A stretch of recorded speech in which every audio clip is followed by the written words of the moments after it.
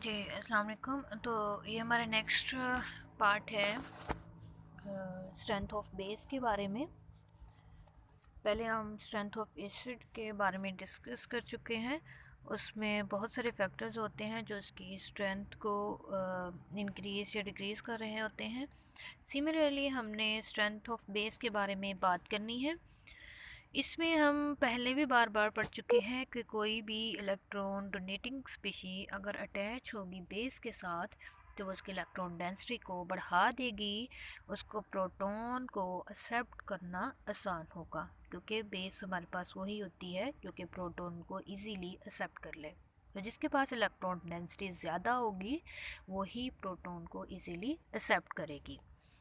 तो जहाँ पे भी हमारे पास कोई डोनेटिंग ग्रुप अटैच हो जाए किसी बेस के साथ, वो उसकी बेसिसिटी को इंक्रीज़ कर देगी। अगर हम एलिफेटिक अमीन्स का कंपेयर करें तो हमारे पास अमोनिया, ये हमारे पास क्या होता है,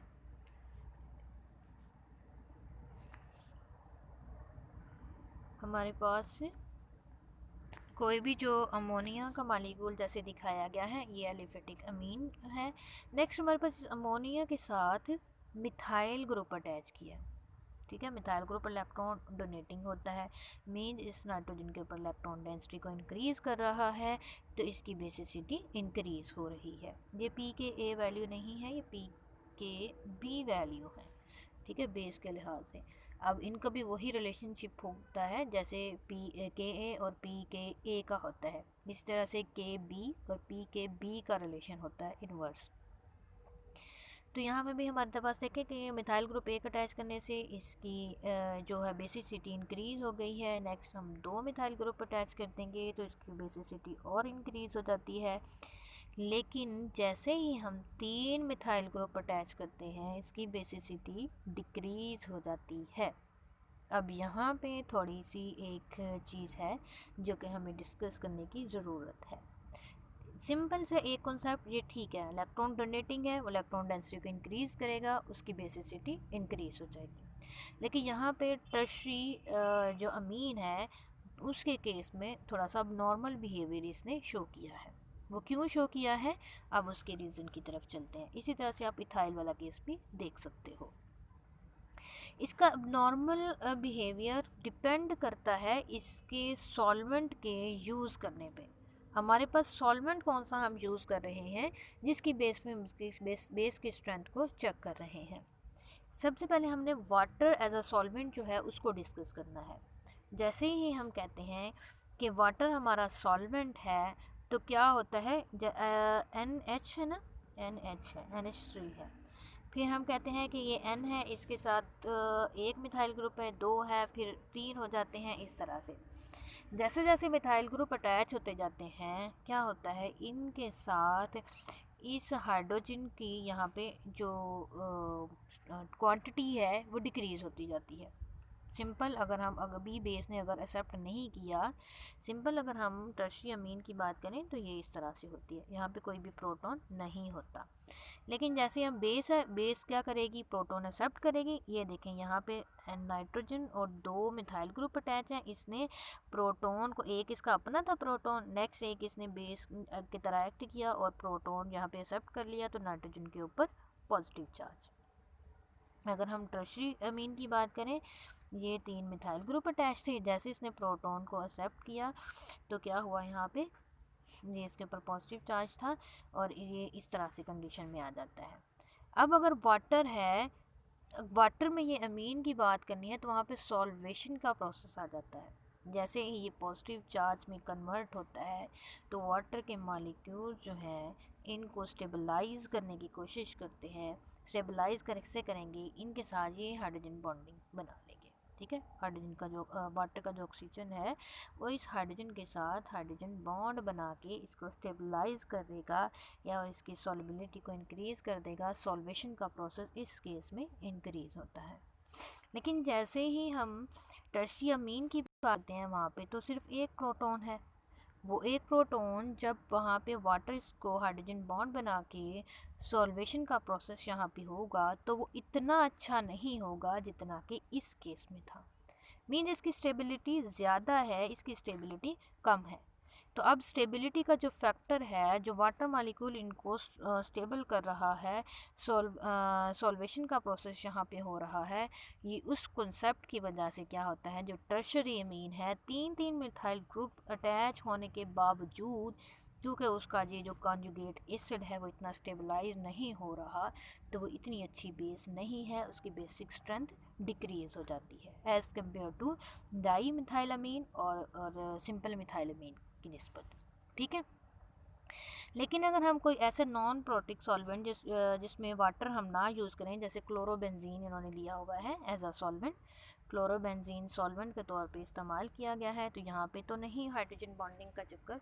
तो क्या होता है, देखिए जैसे जैसे हमारे पास ब्यूटाइल ग्रुप अगर अटैच किया है, जैसे जैसे हमारे पास अल्काइल ग्रुप इंक्रीज़ होते जा रहे हैं, वैसे वैसे बेस की स्ट्रेंथ इंक्रीज़ होती जा रही है। सिंपल सा केस है, यहाँ पे इंडक्टिवली ये डोनेटिंग है, तो इसकी स्ट्रेंथ बेस की सबसे ज़्यादा, इसकी उससे कम, उसकी उससे कम, क्योंकि यहाँ पे सिंपल एक ब्यूटाइल ग्रुप अटैच है। यहाँ पे 2 है, इस बेसिक स्ट्रेंथ और इंक्रीज़ हो जाएगी, यहाँ पे 3 है तो बेसिक स्ट्रेंथ और इंक्रीज़ हो जाएगी। ठीक है। अगर हम कोई विड्राइंग ग्रुप अटैच कर देते हैं, जैसे कि इन्होंने यहाँ पे विड्राइंग ग्रुप अटैच किया है CF3, तो वो क्या करेगा, नाइट्रोजन पर इलेक्ट्रॉन डेंसिटी डिक्रीज़ करेगा। इलेक्ट्रॉन डेंसिटी डिक्रीज़ करेगा तो वो एक अच्छी बेस नहीं होगी, वो प्रोटॉन को ईजिली एक्सेप्ट नहीं कर सकेगी, तो हम कहते हैं कि इसकी बेसिसिटी डिक्रीज़ हो जाती है। नेक्स्ट हमारे पास स्ट्रेंथ ऑफ अमाइड की। अमाइड हमारे पास कोई भी कार्बोनाइल हो और उसके साथ NH2 अटैच हो तो उसको हम अमाइड बोलते हैं। अमाइड की बेसिक स्ट्रेंथ की बात करनी है, अमाइड में एक चीज़ तो ये आ जाती है कि जो नाइट्रोजन का लोन पेयर है वो इस कार्बोनाइल की रेजोनेंस में रेजोनेट होगा और इस तरह से कंट्रीब्यूटिंग स्ट्रक्चर बना देता है ये। ठीक है। तो वो कह रहा है कि the amide are found to be only very weak basic in water. वे वीक बेसिक हैं इन वाटर। क्यों वीक बेसिक हैं? क्योंकि नाइट्रोजन के ऊपर जो लोन पेयर हैं उन्होंने ही तो डोनेट करके प्रोटॉन को एक्सेप्ट करना था, लेकिन ये लोन पेयर तो इन्वॉल्व है डीलोकलाइजेशन में, वो with in the molecule he busy हैं, तो वो उस प्रोटॉन को इजीली अपने इलेक्ट्रॉन नहीं दे सकते, जिसकी वजह से उनकी इलेक्ट्रॉन डेंसिटी वहाँ पे डिक्रीज़ होने की वजह से बेसिक स्ट्रेंथ भी डिक्रीज़ हो जाती है। अगर इसी तरह से हम कहते हैं कि हम दो दो कार्बोनाइल ग्रुप अटैच कर दें, जैसे कि ये वाला केस है, वहाँ पे इससे पहले वाले केस में हमने क्या किया था, एक कार्बोनाइल था तो उसकी डीलोकलाइजेशन में था, अब यहाँ पे तो दो दो कार्बोनाइल ग्रुप अटैच हो गए हैं, तो इसकी बेसिक स्ट्रेंथ क्या होगी, मज़ीद डिक्रीज़ हो जाएगी। ठीक है, इसकी मज़ीद कम हो जाएगी।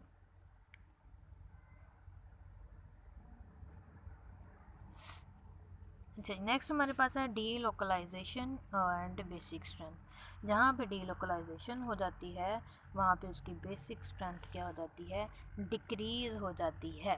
ठीक है। The effect of delocalisation in increasing,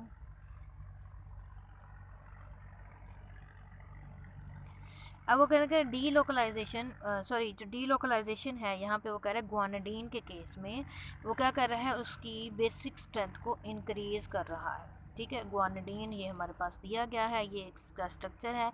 अब इसका इफेक्ट डी लोकलाइजेशन का वो यहाँ पे देख रहा है, किस तरह से वो कर रहा है ये। देखें डीलोकलाइजेशन का फिनोमेना जो है ना वो वेरिएट कर रहा है।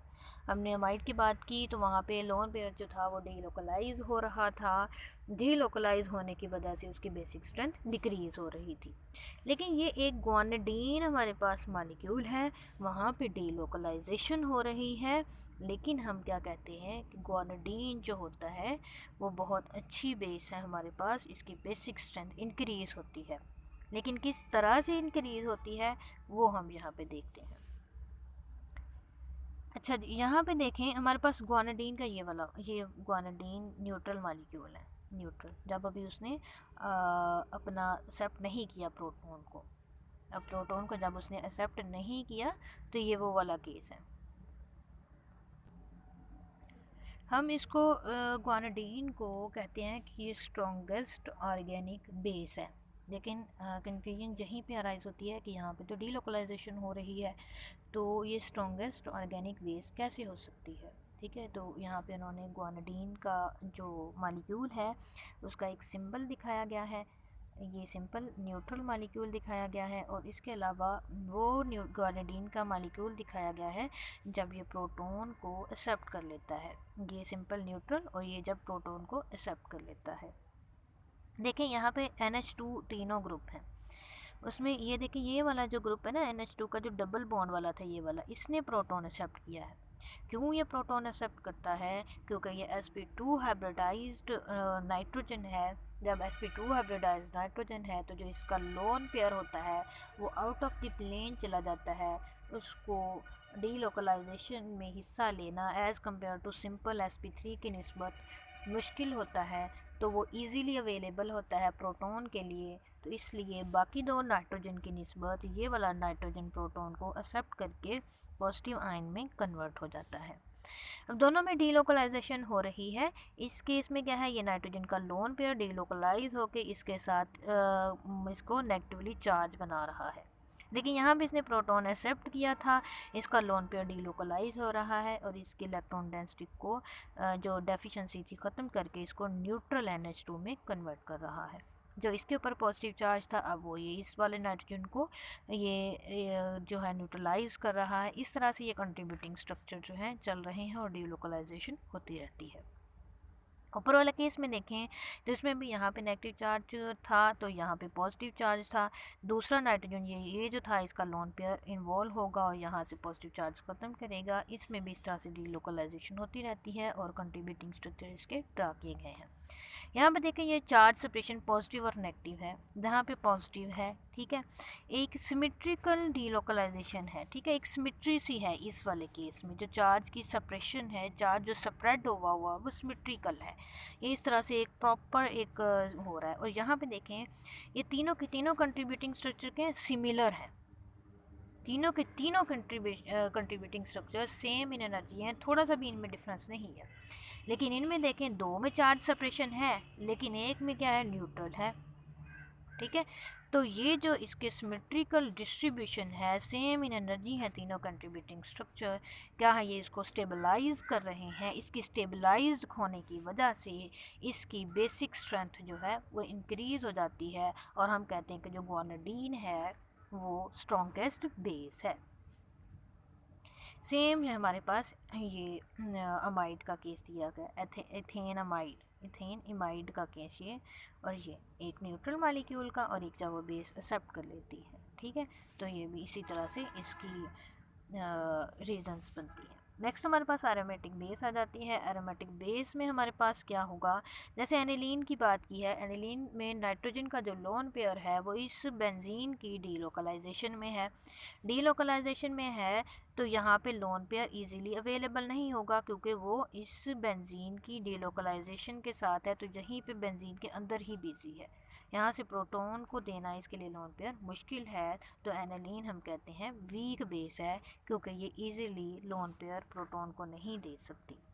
यहाँ पे कुछ कंपैरिजन किया गया है मुख्तलिफ बेसिस का, कौन सी स्ट्रेंथ के बारे में। ये सिंपल हमारे पास मिथाइल अमीन है, इसे नेक्स्ट साइक्लोहेक्सीन, एनिलीन। अब देखें यहाँ पे डीलोकलाइजेशन इन्वॉल्व नहीं है तो ये क्या है, स्ट्रॉन्ग बेस है। लेकिन एनिलीन में डीलोकलाइजेशन हो रही है तो पीकेबी वैल्यू इसकी देखें 9.38, कितनी कम इसकी बेसिसिटी है। इसकी बेसिसिटी बहुत ज़्यादा डिक्रीज़ हो गई है। इसी तरह से दो बेंजीन रिंग हैं तो इसकी बेसिसिटी क्या होती है, और डिक्रीज़ हो जाती है।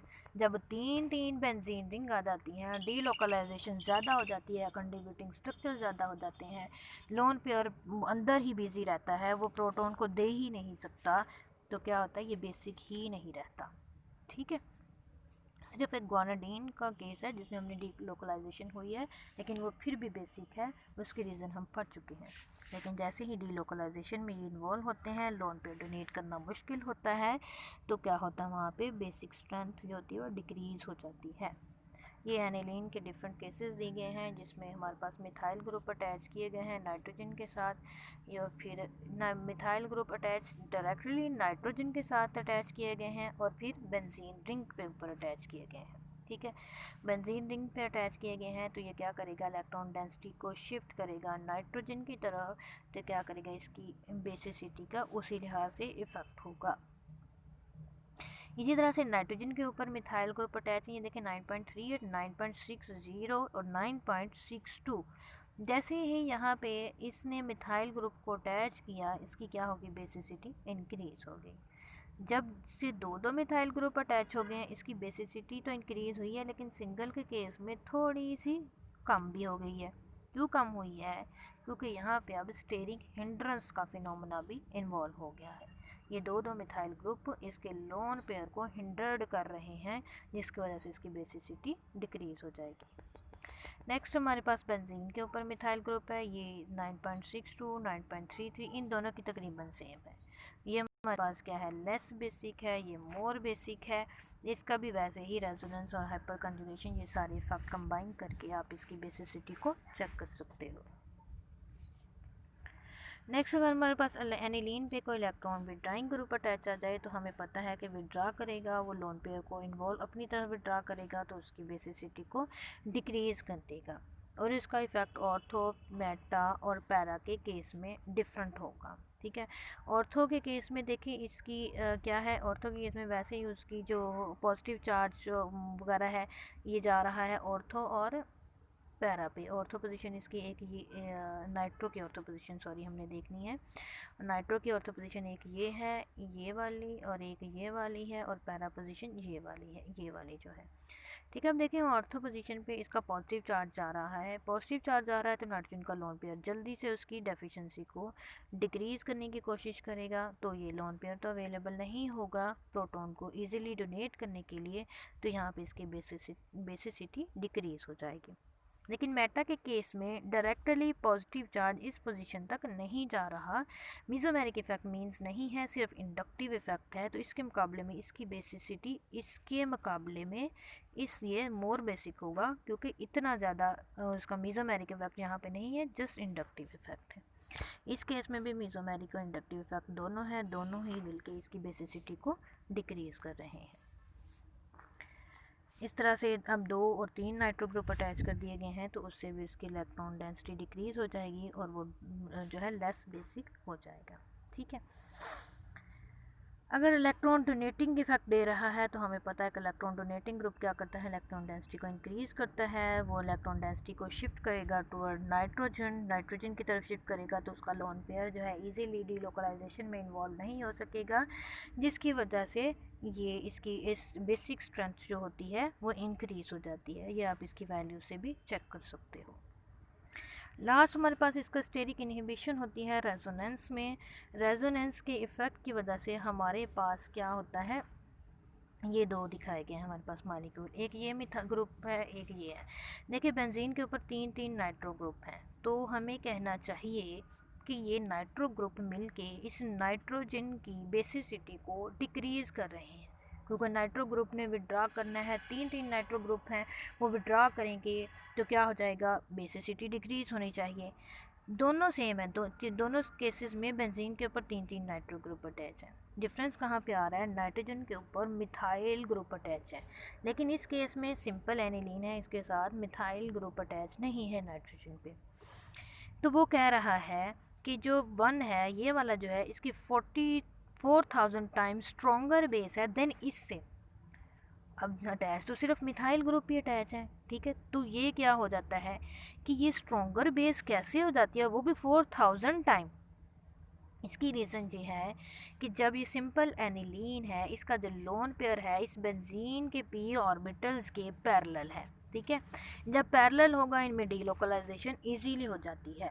जैसे हमने लास्ट रेजोनेंस का पॉइंट पढ़ा था कि रेजोनेंस वहीं पे होगी जहाँ पे जो पी ऑर्बिटल्स हैं वो पैरेलल होंगे, जहाँ पे वो पैरेलल नहीं होंगे, आउट ऑफ प्लेन चले जाते हैं, वहाँ पे रेजोनेंस नहीं होती। तो इसमें भी वही कॉन्सेप्ट है, यहाँ पे नाइट्रोजन का लोन पेयर बेंजीन के पी ऑर्बिटल के साथ पैरेलल है, यहाँ पे डीलोकलाइजेशन हो जाती है और इसकी बेसिसिटी डिक्रीज़ हो जाती है। लेकिन जैसे हम ये मिथाइल ग्रुप अटैच करते हैं नाइट्रोजन के साथ, तो वो इसको रोटेट कर देता है नाइट्रोजन के मॉलिक्यूल को, कार्बन नाइट्रोजन की रोटेशन हो जाती है।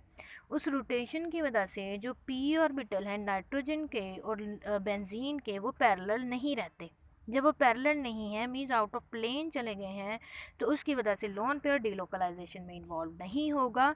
अब लोन पेयर प्योरली प्रोटॉन को देने के लिए अवेलेबल है। यही वजह है कि इसकी स्ट्रेंथ 4000 टाइम इंक्रीज़ हो जाती है देन सेकंड जो इसका मालिक्यूल है।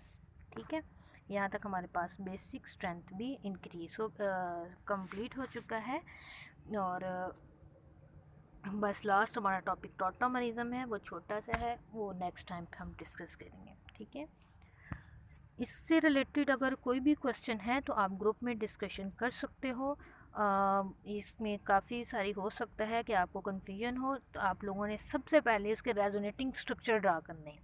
कहीं भी समझ नहीं आ रहा, उसका रेजोनेटिंग स्ट्रक्चर ड्रा करना है और ये भी चेक करना है कि कहीं पे हाइड्रोजन बॉन्डिंग इन्वॉल्व है या नहीं है। और उसके बाद जो भी कोई क्वेश्चन हो आप लोग ग्रुप में डिस्कस कर सकते हो। ठीक है, थैंक यू, अल्लाह हाफिज़।